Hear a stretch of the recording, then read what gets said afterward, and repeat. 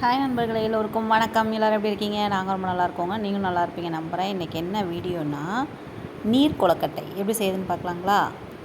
வாங்க.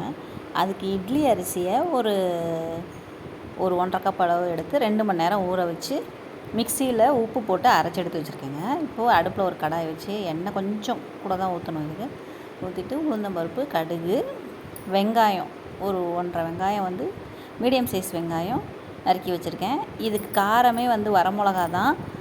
நம்ம சட்னி தான் நம்ம நல்லா காரமாக செஞ்சுக்கலாம். இது வந்து கொழுக்கட்டைங்கிறனால ஓரளவு தான் காரம் இருக்கும், மீடியமான காரம் இருக்கும். உங்களுக்கு அதுக்கு தகுந்த மாதிரி வரமிளகா போட்டுக்கோங்க.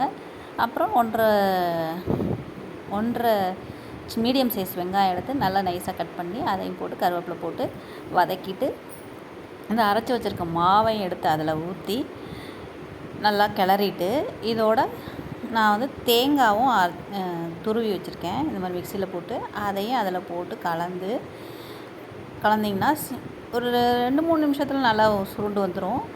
சுருண்டு வந்தோடனே ஆஃப் பண்ணிவிட்டு நல்லா கை பொறுக்கிற சூடு வர வரைக்கும் நம்ம வெயிட் பண்ணலாம். அதுக்கப்புறம் இது வந்து ஃபுல்லாலாம் வெந்திருக்காது, ஒரு அரை பாகம் வெந்திருக்கும். இதை நம்ம வந்து நல்லா ரொம்ப அழுத்தி பிடிக்காமல் சும்மா போலாக லைட்டாக உருட்டி இட்லி தட்டில் வச்சு ஒரு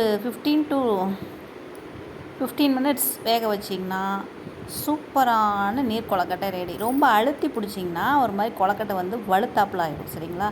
இந்த மாதிரி பிடிச்சிங்கன்னா நீங்கள் அப்படி கொழுக்கட்டையை அப்படி போடும்போது அப்படியே சாஃப்டாக இருக்கும், பூ மாதிரி இருக்கும்.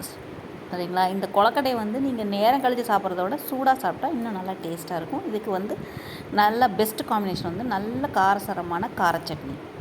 நம்மளோட சேனல் பிடிச்சிருந்தா கண்டிப்பாக சப்ஸ்கிரைப் பண்ணி வச்சுக்கோங்க. நல்லதையும் நினைப்போம், நல்லதையும்